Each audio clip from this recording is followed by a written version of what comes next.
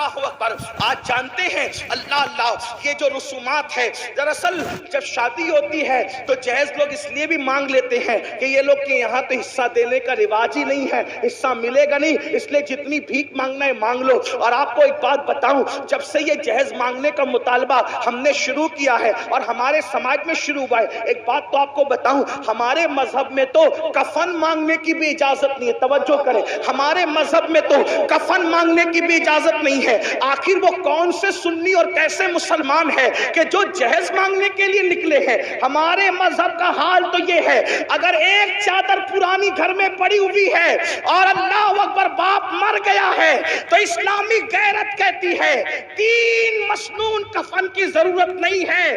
اگر ایک ہی پرانی چادر تیرے پاس موجود ہے تو اپنی غیرت کا سودا کسی کے دروازے پہ مت کرنا، ایک ہی چادر میں لپیٹ کر غیرت کے ساتھ اپنے باپ کو دفن کر دینا.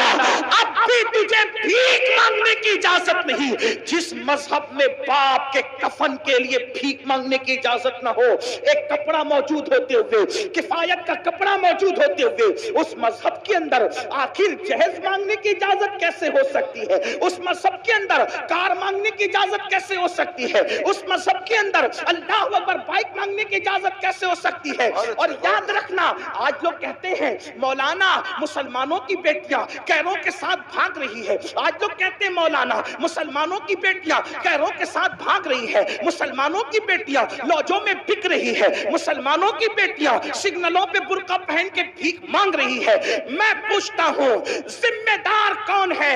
بڑی معذرت کے ساتھ جویا کے غیرت مند مسلمانوں، اگر تمہارے دلوں میں عشق مصطفیٰ ہے، اگر تمہارے دلوں میں محبت رسول ہے، اگر تمہارے دلوں میں الفت رسول ہے، اس عشق مصطفیٰ کا واسطہ دے کر پوچھنا چاہتا ہوں، بیٹیاں لوجوں میں کیوں بک رہی ہے؟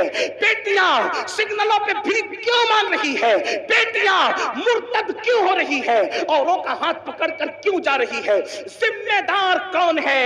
کیا وہ بیٹی جس نے کسی کا ہاتھ تھام لیا صرف وہ ذمہ دار ہے؟ نہیں نہیں، بلکہ ذمہ دار ہم سب ہیں، ذمہ دار پورا معاشرہ ہے. اس کی وجہ سیدنا و مولانا محمد مادن الجود والکرم و آلہ و صحبہ وبارک وسلم صلاۃ و سلام یا رسول علیک اللہ، یا جد الحسن صلاۃ و سلام علیک. تو یہ بات ہمارے معاشرے میں ہوتی ہے کہ بیٹیاں بھاگ رہی ہیں، مرتد ہو رہی ہے، مذہب چھوڑ رہی ہیں. ذمہ دار کون؟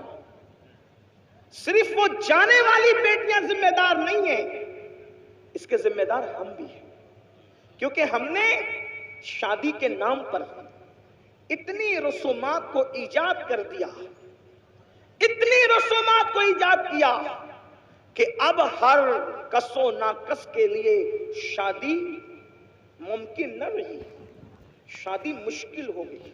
جبکہ میرے اور تمہارے نبی صلی اللہ علیہ وآلہ وسلم نے فرمایا نکاح اتنا آسان کر دو کہ زنا کرنا مشکل ہو جائے. آپ کی توجہ، جس نبی کے کہنے پر کلمے کو تم نے سچا مانا، ہم نے سچا مانا، جس نبی کے کہنے پہ اللہ کو ایک مانا، جس نبی کے کہنے پہ قرآن کو اللہ کی کتاب مانا، جس نبی کے کہنے پر اللہ کا دین اسلام مانا، اسی نبی نے تو یہ بھی فرمایا نا کہ نکاح اتنا آسان کر دو کہ زنا کرنا مشکل ہو جائے. آپ سے پوچھتا ہوں، آج ہم نے زنا آسان کیا ہے، نکاح مشکل کیا ہے. ایک انسان 1000-2000 روپے میں زنا تو کر سکتا ہے لیکن 1000-2000 میں نکاح نہیں کر سکتا. جبکہ اللہ کے رسول نے یہ فرمایا نکاح اتنا آسان کرو کہ زنا مشکل ہو جائے. ہم نے نکاح کو مشکل کیا. بڑی معذرت کے ساتھ سیرے کی رسم ہے، ہلدی کی رسم ہے، مہندیوں کی رسم ہے، یہ رسم ہے، جہیز کی رسم ہے، وہ رسم ہے، خدا جانے کتنے رسومات کو ایجاد کیا. آپ سے پوچھتا ہوں اسلام کا رسومات سے کیا تعلق ہے؟ اللہ اکبر. آج یہ میں آپ کو بتاؤں، ہمارے مذہب میں توجہ کرنا، ہمارے مذہب میں نکاح اتنا آسان تھا، نکاح اتنا آسان تھا کہ جنگ کے میدان میں بھی نکاح ہو رہا تھا. حیرت کی بات یہ، جنگ کے میدان میں بھی نکاح ہو رہا تھا. آپ سے پوچھنا چاہتا ہوں، اور جنگ کے میدان میں جس کا نکاح ہوا وہ کوئی اور ہستی نہیں. آپ سوچتے ہوں گے کہ کسی ایرے گہرے کا نکاح جنگ کے میدان میں ارجنٹ ہو گیا. آپ یہ بھی سوچتے ہوں گے کیونکہ سوچ پر کسی کی پابندی نہیں. لیکن میں آپ کو بتانا چاہتا ہوں علماء کی موجودگی میں، اللہ کی کائنات میں جو سب سے بڑی ہستی ہے ان کے برابر کوئی نہیں ہو سکتا. दाऊद और इब्राहिम और इस्माइल अलैहिस्सलाम, ये सब के सब जिसके पीछे मुक्तदी बन करके खड़े हैं वो मोहम्मद रसूलुल्लाह का निकाह खैबर के जंग के मैदान में होता हुआ नजर आ रहा है। आपसे पूछना चाहता हूँ, क्या हजरत सफिया के साथ मैदान जंग के अंदर रसूलुल्लाह का निकाह न हुआ? और फिर इतनी सादगी से हुआ कि सहाबा में इख्तिलाफ हो गया कि हुजूर ने सफिया से निकाह किया या नहीं किया। उलमा जानते हैं, मैं कोई नई बात नहीं कर रहा हूं, लेकिन तवज्जो करो, साल साल भर पहले से शादियों की रस्मों को रचाने वालों, मेराज के दूल्हा का निकाह मैदान में हो रहा है और इतनी सादगी से हो रहा है कि सहाबा में इख्तिलाफ हुआ, निकाह हुआ या नहीं हुआ। तो सहाबा में से चंद सहाबा ने कहा, क्यों बहस करते हो, इंतजार करो, अगर रसूलुल्लाह ने हजरत सफिया को पर्दा करा दिया तो समझ लेना कि निकाह हो गया, और अगर पर्दा नहीं कराया तो समझना कि निकाह नहीं हुआ। आपसे पूछना चाहता हूं, जब मेराज के दूल्हा का निकाह इतनी सादगी से होता है तो तुम कौन और तुम्हारी हैसियत क्या, हम कौन और हमारी हैसियत का। लेकिन जुल्म का बुरा हो, मुसलमान को नबी की सुन्नत कब याद आती है? कब याद आती है नबी की सुन्नत? मुसलमान को नबी की सुन्नत उसी वक्त याद आती है जब उसका अपना फायदा होता है, मतलब वो सुन्नत का नहीं अपने फायदे का पाबंद है। एक बात आपको बताऊं, मुसलमान कितनी सादगी से कहता है, मौलाना जहेज देना तो सुन्नत है ना, रसूलुल्लाह ने अपनी शहजादी को जहेज दिया, तो जहेज देना सुन्नत है, जब सुन्नत है तो दो। हमने कहा ये बहुत बड़े मुहक्किकीन और उलमा है, मैं एक बात आपसे कहता हूं, हिम्मत कह के कहता हूं, अगर गलती होगी तो अभी इस्लाह होगी, और अगर ये इस्लाह कर देंगे अभी कर देंगे, अगर सही कह रहा हूं और गलत कह रहा हूं तो इस्लाह कर देंगे, सही कह रहा हूं तो आपको मानना चाहिए। रसूलुल्लाह ने अपनी बेटी को जहेज नहीं दिया, जहेज देना कोई सुन्नत नहीं। ये एक तालिब इल्म का, कुरान और हदीस के तालिब इल्म का दावा है, मुनाजरे मुबाहिसे और उसका शौक नहीं है, ना मैं मुनाजिर हूँ ना मैं बहस वाला आदमी हूँ, लेकिन एक मैं आपकी अदालत में एक बात रख रहा हूँ उलमा की तवज्जो के साथ। तवज्जो आपकी इसी बात तवज्जो से सुन लें, जहेज देना सुन्नत नहीं है, जब देना सुन्नत नहीं तो लेना भी सुन्नत नहीं। फिर आप कहेंगे कि वो मसनवी में, फिर मुफ्ती अहमद यार खान नईमी ने, और फिर फुलां बुजुर्गों ने जो जहेज की फहरिस्त बनाई है उसके बारे में तू क्या कहता? मैं कहता हूं वो फहरिस्त सही है, फहरिस्त से मुझे कोई इख्तिलाफ नहीं, लेकिन थोड़ा समझ में हमारे फेर हो रहा है। क्या फेर हो रहा है? एक बात बताऊं आपको, ध्यान से, ना जहेज देना सुन्नत ना लेना सुन्नत। ये एक सबक सुनाने की नियत से अर्ज कर रहा हूं। अल्लामा अल्लाह बख्श साहब अगर मौजूद है, पीछे है क्या, पुश्त पनाही कर रहे हैं क्या? है बहुत दूर चले गए। न देना सुन्नत न लेना सुन्नत, तो काफिर वो फेरिस्त मैंने कहा सही, मस्तवी में फेरिस्त वो भी सही, मुफ्ती अहमद यार खान नईमी ने बनाई वो भी सही, तो काफिर मैंने कहा वो बस समझ का फेर हुआ। अल्लाह के रसूल ने वो जो जहेज दिया है, जहेज वो सैयदा फातिमा को नहीं दिया, बल्कि वो अपने भाई अली मुर्तजा को दिया। नंबर एक सैयदा को नहीं दिया, बेटी को नहीं दिया, भाई को दिया।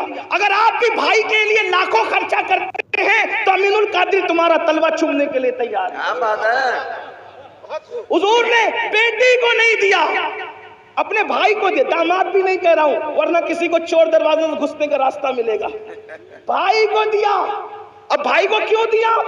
इसलिए कि हजरत अबू तालिब कसीरुल अयाल थे और उनकी गुर्बत का एहसास था रसूलुल्लाह को, तो फरमाया अपने चचा अब्बास से कि तुम्हारे भाई कसीरुल अयाल हैं, तो उनके कुछ बच्चे हम अपनी जिम्मे पे ले लेते हैं और उनकी परवरिश हम करते हैं। तो हजरत जाफर को हजरत अब्बास ने ले लिया और अली मुर्तजा को बचपन से रसूलुल्लाह ने रखा, बचपन से नबी ने पाला। نبی نے پلا، نبی نے بڑھایا، نبی نے پرورش کی۔ اب بتاؤ جس کے گھر میں علی پلے ہیں تو اب علی مرتضیٰ کا خود کا گھر نہیں تھا، اب شادیوں کے علی نئے گھر میں جا رہے ہیں، تو جس نے پالا تھا، جس نے پوسا تھا، جس نے بڑا کیا تھا، جس نے تربیت کی تھی، اگر بفرض محال علی مرتضیٰ کا نکاح سیدہ فاطمہ کے ساتھ نہ بھی ہوتا اور علی کا نکاح کسی اور کے ساتھ ہوتا تو بھی علی مرتضیٰ کا گھر سجانے کی ذمہ داری تو اسی کی تھی نا جس نے بچپن سے پرورش کی تھی، جس نے بچپن سے پرورش کی تھی، انہی کی ذمہ داری تھی۔ تو لوگوں کو مغالطہ یہ ہو رہا ہے کہ جہیز بیٹی کو دی، بیٹی کو جہیز نہیں دیا، بھائی کے لیے انتظام کیا۔ یہ تو ایک بات میں نے کہہ دی، دلیل کیا؟ اب دلیل سن لیں۔ ایک کھجور، توجہ، ایک کھجور کسی ماں یا باپ کے پاس آئے اور وہ دو بچوں میں برابر برابر تقسیم نہ کرے تو اللہ کے رسول فرماتے کھجور کی غلط تقسیم کرنے پر بھی اللہ کو جواب دینا پڑے گا۔ بچوں کے ساتھ برابری کا یہ حق ہے، اس کو ایک مرتبہ بوسہ لیا تو دوسرے بچے کا حق ہے کہ اس کو بھی ایک بار لے لے۔ جو مذہب بوسہ لینے میں برابری دیتا ہو بچوں کے لیے، تو اب سنیں، میرے نبی کی ایک بیٹی تو نہ تھی نا، ہمارے عقیدے میں، اہل سنت کے عقیدے میں نبی کی کتنی شہزادیاں ہیں؟ 4۔ کتنی ہیں؟ 4۔ جو مل کے بولے کتنی ہیں؟ اور 4 مانو، کیونکہ دوسرے ہیں جن کو 4 ہضم نہیں ہوتی، کچھ ایسے ہیں جن کو 4 سے ہی نفرت ہے۔ جی جی سبحان اللہ۔ نہ 4 خلفاء مانتے ہیں، نہ 4 شہزادیاں مانتے ہیں، انہیں تکلیف ہے اور وہ پورا زور لگا رہے ہیں ایک ہے ایک ہے ایک ہے۔ ہم نے کہا 4 ہیں، ہمارے پاس قرآن سے دلیل، ہمارے پاس دلیل کہاں سے؟ علماء موجود ہے۔ یہ ابن کثیر نے کہا اور یہ اس نے کہا اور اس نے کہا، میں نے کہا جب قرآن کہہ دے تو پھر کوئی کثیر نہیں، کوئی کامل نہیں، کچھ نہیں۔ جس کی بات قرآن سے ٹکرائے گی اگرچہ وہ ہمارا سب سے بڑا امام کہلائے پھر بھی ہم اس کی بات نہیں مانیں گے، کیونکہ قرآن، صاحب قرآن ہمارے لیے پہلے نمبر پر ہے۔ صحیح بات ہے، یہی تو ہے نا۔ ہمارے امام نے جب اعلان کیا کہ میرا کوئی قول حدیث صحیح سے ٹکرا جائے اسے چھوڑ دیا جائے، یہی ہے ہمارا اصول۔ اب قرآن کیا کہتا ہے؟ یا ایھا النبی، توجہ، قرآن کہہ رہا ہے جو نبی کی 4 بیٹیاں نہیں مانتے نا ان کی طرف توجہ دلانا چاہتا ہوں۔ یا ایھا النبی، اے نبی، قل لازواجک وبناتک ونساء المؤمنین، اے محبوب آپ فرما دے، اے نبی آپ کہہ دے، کس سے؟ لازواجک، اپنی بیویوں سے، وبناتک، اپنی بیٹیوں سے۔ چھوٹا سا بھی عربی کا طالب علم ہو تو وہ جانتا ہے عربی زبان کی بلاغت اور وسعت یہ ہے کہ عربی کے یہاں واحد جمع نہیں ہے صرف، بلکہ واحد ہے، تثنیہ ہے، پھر جمع قلت ہے، جمع کثرت ہے۔ صحیح؟ اب قرآن یہ بتا رہا ہے اگر ایک بیٹی ہوتی تو قرآن کیا کہتا؟ کل ازواجک و بنتک، لیکن قرآن بنتک نہیں کہہ رہا ہے، کیا کہہ رہا ہے؟ بناتک۔ واحد بھی نہیں ہے، تثنیہ بھی نہیں ہے، بلکہ جمع ہے۔ اب اگر اس کو جمع قلت بھی مان لیا جائے تو کم سے کم 3 ماننا پڑے گا۔ آپ کم سے کم تو آپ کو 3 ماننا پڑے گا، 3 سے کم پر تمہاری جان نہیں چھوٹ سکتی۔ اس سے پتا چلا جب قرآن نے کہہ دیا وَبَنَاتِكَ، آپ اپنی بیٹیوں کو حکم دے تو ماننا پڑے گا نبی کی ایک نہیں تھی بلکہ نبی کی 3 سے زائد بیٹیاں۔ اب جب یہ مان گئے، اس پہ کوئی تفصیل نہیں، بات نہیں کرتا، علماء جانتے ہیں، آپ کو مزید وہ سمجھا دیں گے۔ تو جب نبی کی 4 بیٹیاں ہیں اور آپ کہتے ہیں سیدہ فاطمہ کو جہیز دیا، کس کو جہیز دیا؟ تو آپ کو یہ بھی ماننا پڑے گا سیدہ زینب بنت محمد کو بھی جہیز دیا، آپ کو یہی ماننا پڑے گا سیدہ رقیہ بنت محمد کو بھی جہیز دیا، آپ کو یہ بھی ماننا پڑے گا سیدہ ام کلثوم بنت محمد کو بھی جہیز دیا۔ تو اب اگر آپ سیدہ فاطمہ کا جہیز ثابت کرتے ہو تو آپ کی یہ ذمہ داری ہے کہ حضرت زینب، حضرت رقیہ، ام کلثوم کا بھی جہیز آپ ثابت کر کے بتائیں کہ حضور نے کیسے جہیز دیا۔ اور یہ بات یاد رکھنا، جب ان کو نہیں دیا تو پھر نبی کے انصاف سے یہ بعید ہے کہ جو نبی بوسہ لینے میں برابری کی بات کرے، جو نبی کھجور کی تقسیم میں برابری کی بات کرے، یہ کیسے ہو گیا کہ ایک بیٹی کو جہیز دیا اور 3 بیٹیوں کو جہیز سے محروم رکھا؟ معاذ اللہ ثم معاذ اللہ۔ اب اس سے بڑھ کر ایک دلیل، یہ تو تم اور میں ہے جو سنتوں کو معاذ اللہ عمل نہیں کرتے، سنتوں پر توجہ نہیں کرتے۔ لیکن آپ سے پوچھنا چاہتا ہوں، چلے جس علی کو جہیز ملا تھا ان کو تو پتا ہے نا کہ رسول اللہ نے بیٹی کو جہیز دیا، تو پھر علی مرتضیٰ نے بھی اپنی بیٹیوں کا نکاح کیا۔ حضرت علی مرتضیٰ کی بھی بیٹی ہے، حضرت زینب بنت علی، حضرت رقیہ بنت علی، حضرت ام کلثوم بنت علی۔ مولا علی کی ایک بیٹی نہیں ہے، مولائے کائنات کی تو کم سے کم 7 اور 9 بیٹیاں بتائی جاتی ہے۔ تو جس علی نے نکاح کے وقت نہ اپنے سسر سے جہیز لیا اپنی بیوی کی شکل میں، اپنی بیوی کے جہیز کی شکل میں، تو آپ سے پوچھتا ہوں اس علی مرتضیٰ نے جب جہیز لیا تو اپنی کس بیٹی کی شادی پر انہوں نے جہیز دیا؟ یہ بھی آپ کو ثابت کرنا پڑے گا۔ اور دوسری بات، وہ صدیق اکبر افضل البشر بعد الانبیاء بالتحقیق ابو بکر صدیق، وہ عبداللہ ابن عمر جو مسکرانے کی بھی سنت ترک نہیں کرتے تھے۔ ایک مرتبہ مسکران ایک صحابی، کسی نے پوچھا کیوں ہنس رہے ہو؟ کہا مجھے بھی نہیں پتا کیوں ہنس رہا ہوں، یہاں کھڑے رہ کر میرے یار نے مسکرایا ہے، بس میں بھی مسکرا رہا ہوں۔ حضرت عبداللہ ابن عمر اپنی امامے کے شملے کو درخت سے الجھا رہے ہیں۔ کسی نے کہا یہ کیا بچپنے کی حرکت ہے؟ وہ فرمایا بچپنے کی حرکت لوگوں کو لگا کرے، دراصل ایک سفر میں میں نبی کے ساتھ تھا، نبی کا شملہ درخت سے الجھ گیا، میرا نہیں الجھتا، اس لیے الجھا کر کے اس سنت پر عمل کر رہا ہوں۔ آپ سے پوچھنا چاہتا ہوں، جو مسکرانے کی سنت نہ چھوڑے، جو ہڈی چوسنے کی سنت نہ چھوڑے، جو اللہ اکبر، جو درخت سے شملہ الجھانے کی سنت نہ چھوڑے، ارے وہ سب تو اپنی جگہ رسول اللہ نے جو کام کلی کیے بغیر کیا، وہ بھی کلی کیے بغیر کر کے وہ کام سنت پر عمل کرتے نظر آ رہے ہیں۔ آپ سے پوچھنا چاہتا ہوں، وہ اتنے سنتوں کے پابند تھے، انہوں نے تو یہ بات کہی ہوتی، کیا 1450 سال کے بعد ہندوستان میں یو پی والوں کو یہ سنت سمجھ میں آئی، بہار والوں کو یہ سنت سمجھ میں آئی، بنگال والوں کو یہ سنت سمجھ میں آئی؟ ابو بکر صدیق سیدہ فاطمہ کے نکاح رخصتی کے چشمدید گواہ ہے۔ اگر انہوں نے جہیز دیتے ہوئے رسول اللہ کو دیتا دیکھا ہوتا تو صدیق اکبر بھی تو اپنی بیٹی کو جہیز دیتے۔ صدیق اکبر نے جہیز نہیں دیا، فاروق اعظم نے جہیز نہیں دیا، عثمان غنی جیسے غنی اور مالدار نے جہیز نہیں دیا، اور آپ کہتے ہیں جہیز دینا سنت ہے۔ یہ ذمہ داری تو میرے ان محقق بھائیوں کے سر پر ہے جو ہم پر مسلط کرنے کے جہیز دینا سنت۔ محقق سے مراد علماء نہیں ہے، محقق سے مراد یہ ہوٹل پہ بیٹھے ہوئے لوگ ہیں جو بغیر علم کے فرض، علماء نے تو کبھی تائید کی ہی نہیں۔ ارے کیا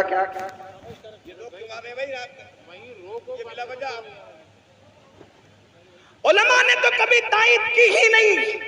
دراصل یہ سارے خرافات کی تائید نفس کے غلام لوگ کر رہے ہیں۔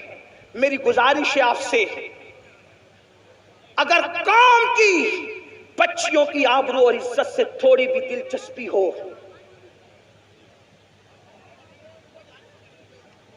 شاید حضرت تشریف لا چکے ہماری محفل کے خصوصی خطیب حضرت علامہ شاکر علی نوری صاحب قبلہ، حضرت کا استقبال فرما لیں۔